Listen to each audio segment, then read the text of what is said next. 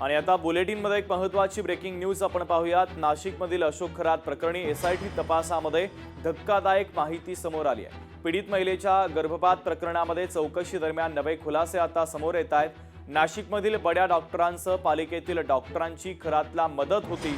डॉक्टरांमार्फत गर्भपाताच्या गोळ्या पुरवल्याचा धक्कादायक आरोप देखील करण्यात आला। संबंधित डॉक्टरांना लवकरच चौकशीसाठी आता बोलवण्याची शक्यता आहे। भोंदू खरातच्या या संपूर्ण प्रकरणामध्ये दिवसेंदिवस आता अनेक खुलासे समोर येत आहेत। नाशिकमधील काही बड्या डॉक्टरांची नावे देखील आता या संपूर्ण प्रकरणामध्ये समोर येण्याची शक्यता आहे आणि सगळ्यात महत्त्वाचं म्हणजे नाशिक पालिकेचे काही डॉक्टर सुद्धा यामध्ये सहभागी असण्याची शक्यता आहे। या सगळ्या डॉक्टरांची आता चौकशी केली जाणार आहे। तर डॉक्टरांमार्फत गर्भपाताच्या गोळ्या पुरवल्याचा आरोप आहे आणि त्या दिशेने आता एसआयटीच्या माध्यमातून तपासही सुरू आहे।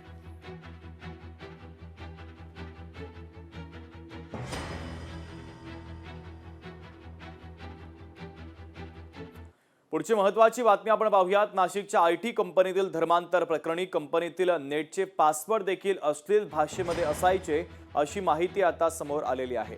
धार्मिक भावना दुखावल्याचा आरोप आहे। चौथ्या पीडितेचा जबाब आता समोर आलाय। एसआयटी आणि महिला आयोगाच्या समोर या जबाबाची नोंद करण्यात आली। वरिष्ठांकडे तक्रार करूनही दुर्लक्ष करण्यात आला। छळ अधिक वाढल्याचा दावा देखील या पीडितेने केला। आरोपींकडून अफवा पसरवून मानसिक छळ केल्याचा आरोप आहे। आरोपी रात्री उशिरा व्हॉट्सअपवर कॉल आणि अश्लील मेसेज करत होता। कामावरून काढण्याची धमकी देत अत्याचार केले असं देखील या पीडितेने म्हटलेलं आहे।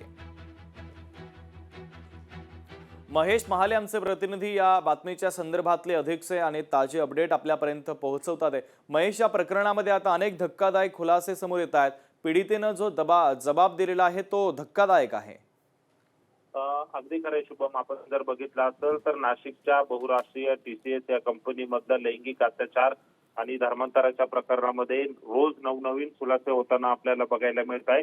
यातच आता एका पीडितेचा जो जबाब आला आहे तो धक्कादायक आहे। या कंपनीमध्ये जे कम्प्युटरवर टाकण्यात आलेले पासवर्ड होते ते देखील अश्लील भाषेत असल्याचा जो जबाब आहे तो पीडित महिलेने या ठिकाणी दिलेला आहे। यामुळे खरं तर धार्मिक भावना दुखावल्याचा देखील आरोप जो आहे तो संशयितांवर करण्यात आलेला आहे। एकूणच जर बघितलं तर चौथ्या पीडितेचा जबाब जो आहे तो एसआयटी आणि महिला आयोगासमोर नोंद करण्यात आलेला होता आणि या सगळ्या संदर्भात या पीडित महिलेने ही आपबीती जी आहे ती कथन केलेली आहे। ऑफिसमध्ये रोज रात्री उशिरा त्यांना काम करण्याचा दबाव तर केला जात होता, मात्र दुसरीकडे अशा प्रकारचे अश्लील पासवर्ड आणि व्हॉट्सअपवर असे अश्लील मेसेजेस देखील या संशयित आरोपींकडनं केले जात होते आणि काम न केल्यास कामावरून काढून टाकण्याची धमकी देखील या पीडितांना दिलेली होती। त्यामुळे एकूणच या प्रकरणातील धक्कादायक बाबी आता समोर येताना बघायला मिळत आहे। मात्र पीडिता आता धाडस करून राष्ट्रीय महिला आयोगासमोर तसेच तपास यंत्रणांसोबत आपली जी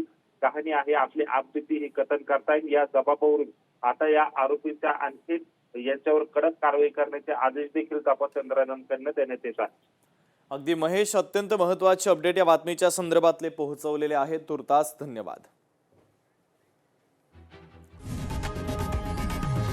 लोकशाही मराठी ऐका, पहा, जागरूक रहा।